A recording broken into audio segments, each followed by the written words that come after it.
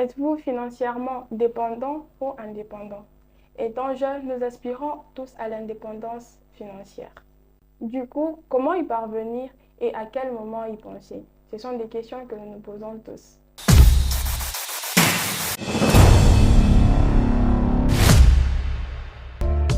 Bonjour, bonsoir tout le monde, j'espère que vous allez bien. Moi, c'est Jedida. Nous voici dans notre nouvelle rubrique des Parlons-nous, dénommée 20 minutes avec. 20 minutes avec, ce qui veut dire que je ne suis pas seule. Je suis accompagnée d'une servante de Dieu, ministre de l'Église Family Worship Center et détentrice d'un diplôme en master en banque et finance. Bonsoir, ministre Tina. Bonsoir, Jedida. J'espère que vous allez très bien ce soir. Oui, je vais bien et toi? Ça va. Ministre, c'est vrai que nous vous avons présenté, mais est-ce que vous pouvez nous en dire un peu plus sur vous? Bien sûr. Bonsoir tout le monde. Alors moi, c'est Tina Kabulo. Euh, je suis enfant de Dieu, née de nouveau et servante en tant qu'évangéliste à l'église Family Worship Center, Lefkocha. Et je suis aussi comptable et gestionnaire des finances. Je suis deuxième d'une famille de 7. Et, Oui, donc je suis une grande sœur. Alors, voilà, c'est un peu ça. d'accord. Ministre, ce soir, nous sommes avec vous pour parler de l'indépendance financière. Oui. Selon vous, c'est quoi la dépendance financière? Ok. Alors, avant de parler de la dépendance financière, j'aimerais parler un tout petit peu de ce que c'est la dépendance en elle-même. Euh, alors, la dépendance, c'est l'état d'une personne qui est sous l'autorité d'une autre personne, pardon, sous son contrôle, sous ses décisions. Donc, c'est un peu ça la dépendance. La dépendance, on peut aussi la définir comme étant euh, le manque d'autonomie, oui, le manque d'autonomie, le manque de liberté. Euh, Être dépendant, c'est vivre en fonction d'une personne, c'est vivre en fonction d'une autre personne. Donc, c'est un peu ça la dépendance. Alors, si on doit parler de la dépendance financière, c'est juste vivre en fonction d'une autre personne en ce qui concerne les finances. Donc, avoir une vie financière qui dépend vraiment d'une autre personne. Ça peut être les parents, ça peut être les frères et sœurs ou des tuteurs, mais c'est ça la dépendance financière. Ah, d'accord. Et quelles sont les causes principales de cette dépendance-là? Alors, les causes de la dépendance financière, je vais nous en partager deux. La première, elle est liée à notre condition en tant qu'humain ou en tant qu'individu. Ce n'est pas forcément quelque chose de mauvais d'abord. Euh, mais lorsque nous naissons en tant qu'enfants ou depuis tout petit, nous dépendons des parents, nous dépendons des oncles, des tuteurs, des grands-parents. Alors, ces personnes-là, elles sont là pour nous accompagner jusqu'à ce que nous puissions atteindre une certaine stature et que nous soyons en mesure de prendre soin de nous-mêmes. Je prends un exemple, on ne peut pas dire à un enfant de 3 ans, pourquoi tu n'es pas indépendant financièrement? Non. Pourquoi? Parce qu'il n'a pas encore développé les capacités qu'il faut. Donc, la première cause, c'est cette condition que nous avons en tant qu'humains. Donc, depuis tout petit, nous sommes dépendants, donc ça nous accompagne. La deuxième raison, c'est le manque d'éducation financière. Pourquoi je dis ça? Parce que j'ai donné l'exemple d'un enfant qui tout petit, depuis tout petit, dépendait d'une personne. Alors, plus nous grandissons en tant qu'humains, nous arrivons toujours à un stade où nous avons plus de besoins, nous avons beaucoup plus de besoins et plus de désirs. Et ça peut arriver que les personnes dont nous dépendons n'arrivent plus à tout couvrir ou n'arrivent plus à satisfaire tous nos désirs. Peut-être que vous voulez vous offrir, je ne sais pas, des vacances, mais les personnes dont vous dépendez, les parents ou vos tuteurs, ils vous disent clairement que nous avons d'autres projets à faire. Alors là, vous devenez frustré. Pourquoi? À cause de votre dépendance, vous vous sentez libre, vous avez des désirs, mais puisque vous dépendez des gens, vous vous sentez un peu limité. Puisque vous avez des désirs, vous vous sentez limité. Alors, ça fait que quand vous ignorez ce que vous êtes censé faire dans ce cas, vous ignorez que vous devez peut-être investir, chercher un travail, vous manquez de l'éducation financière, là, c'est vraiment, je crois que ça enfonce encore plus les gens dans cette dépendance financière. Donc, vous vous dites, ah, je reste là, je dépends carrément de ceux qui sont là. Donc, c'est ça la deuxième raison, la deuxième cause, le manque d'éducation financière. Ok. Et comment elle influence-t-elle notre vie quotidienne, nous les jeunes? Euh, la dépendance financière fait à ce que, elle fait à ce que nous, elle fait à ce que plusieurs jeunes vivent dans l'ignorance. Parce que la personne sait que il y a des gens qui vont prendre soin de moi. À la fin du mois, j'aurai de l'argent. Alors, plusieurs jeunes vivent vraiment dans l'ignorance et aussi dans l'inconscience. Plusieurs personnes ignorent vraiment quels sont les principes qui favorisent une vie financière épanouie. Donc, plusieurs jeunes ne cherchent même pas à savoir ce qu'il faut faire pour vivre cette vie financière épanouie. Pourquoi? Parce que papa va donner, mon oncle va m'appeler, donc c'est ça. Et il y a aussi une autre chose, c'est euh, l'irresponsabilité au niveau de soi, vous voyez.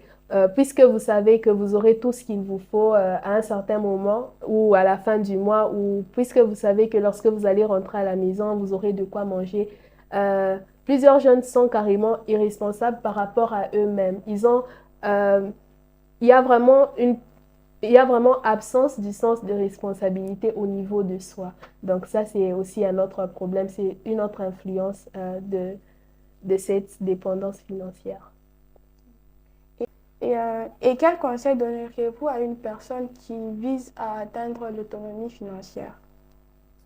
À toute personne voulant atteindre une autonomie financière, euh, je vous conseillerais premièrement d'observer l'environnement dans lequel vous vivez.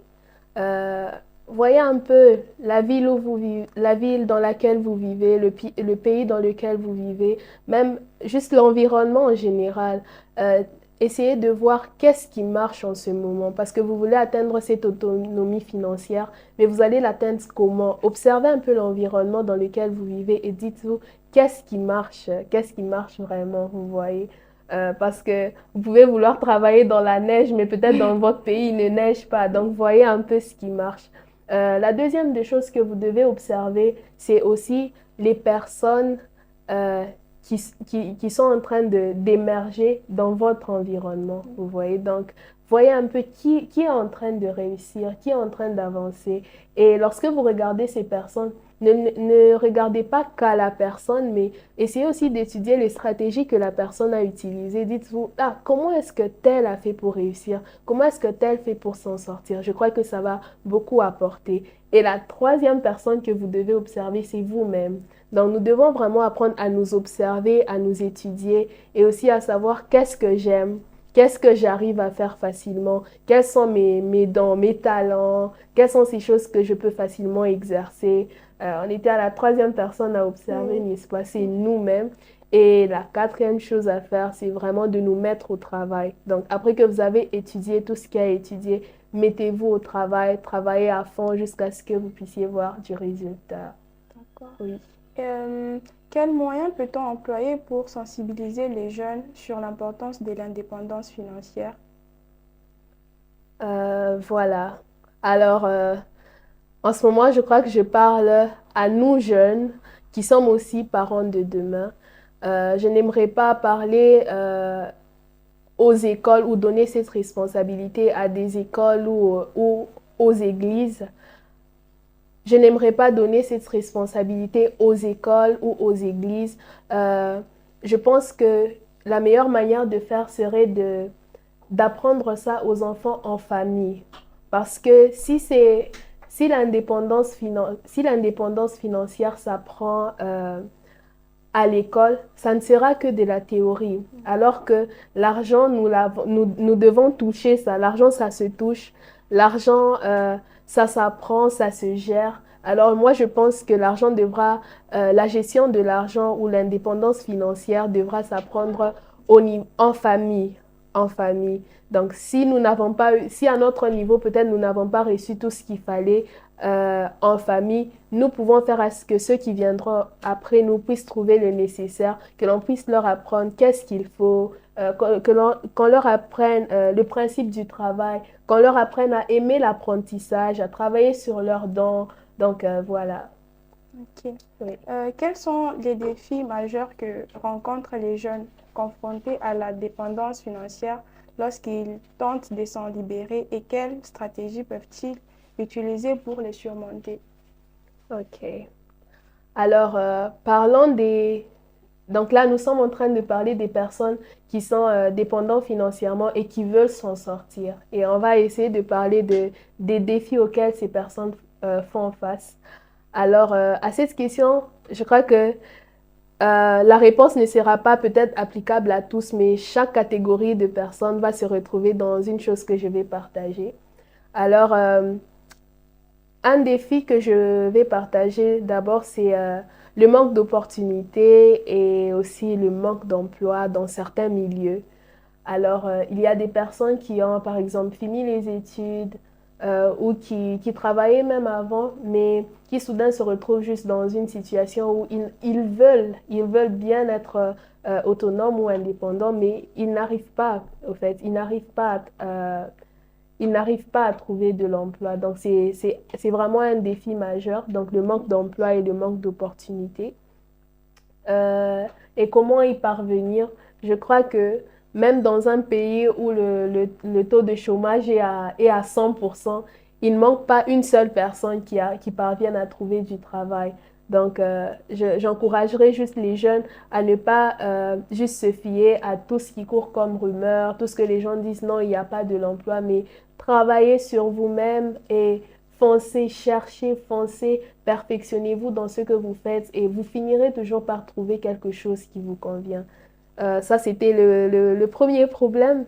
Le deuxième obstacle, c'est l'insécurité et les incertitudes. Je crois que ici, je parle à une deuxième catégorie des personnes. Il y a des gens, ils n'ont pas forcément des problèmes financiers, mais ils aimeraient juste sortir de la dépendance financière. Alors, certaines personnes, elles ont peur. Elles ont peur, elles se disent, est-ce que ça va aller? Et si je disais et si je disais à la maison que non, je ne vais plus dépendre des parents et je vais m'en sortir seule. Il y a certains qui se disent, ça peut marcher pendant 3 mois, mais après, est-ce que ça va aller? Ça peut marcher pendant une année, mais après, est-ce que ça va aller? Alors, je voulais juste nous dire que c'est normal de se poser ce genre de questions, mais c'est possible. Nous sommes jeunes et nous devons vraiment oser. Nous devons vraiment oser. Certaines personnes hésitent d'oser chercher cette indépendance parce qu'ils se disent, il y a une certaine couverture, les parents sont là, mon oncle est là, mon tuteur est là. Mais dites-vous que vous allez vous en sortir. C'est le premier pas au fait. Même ces personnes qui vous soutiennent et qui vous accompagnent, ils ont commencé quelque part. Si vous les voyez stables et indépendants où ils sont, c'est parce que ils ont commencé quelque part et ils sont où ils en sont. Alors vous devez accepter de sortir, de faire ce pas vers l'extérieur. Alors je vais prendre le dernier point sur la question. Vous m'avez demandé les obstacles auxquels les gens sont souvent confrontés. Ça, ce n'est pas vraiment une réponse à la question, mais ça va juste toucher une catégorie des personnes. C'est cette catégorie de personnes qui n'a pas de choix. Vous voyez, il y a des personnes qui veulent être autonomes, mais ils se disent, bon, je peux ou ne pas parce qu'il y a des gens qui me supportent, parce qu'il y a des parents, mais il y a aussi des personnes qui se disent, si je ne cherche pas cette autonomie, si je n'atteins pas cette indépendance, je ne saurais pas m'en sortir. Alors, pour cette catégorie de personnes, ce n'est certes pas facile, mais pour vous, j'ai juste beaucoup d'encouragement parce que ça demande du courage. Lorsque des portes sont fermées, les opportunités sont fermées, ça demande vraiment beaucoup du courage. Et je sais que puisque vous osez, puisque vous donnez le meilleur de vous, vous finirez par récolter le fruit de votre sémence, de vos efforts. Donc, c'est un peu ça. Alors, la Bible déclare dans Philippiens 4, le verset 6, ne vous inquiétez de rien, mais en toute chose, faites connaître vos besoins à Dieu par des prières et des supplications avec des actions de grâce. C'était juste pour vous dire que les plaintes n'apporteront pas des solutions à vos problèmes, le découragement non plus. Mettez-vous au travail et nous avons un Dieu dans les cieux qui nous écoute et qui répond aussi à nos prières. Alors faisons-lui savoir nos besoins. Il va pourvoir et il va nous emmener à vivre sans rien manquer parce qu'il est notre berger. Donc voilà. Amen. Merci beaucoup, ministre, pour votre intervention. Moi, En personnellement, j'ai prie, été j'ai dit bénie. merci aussi beaucoup pour l'invitation. C'était un plaisir d'être là. Merci.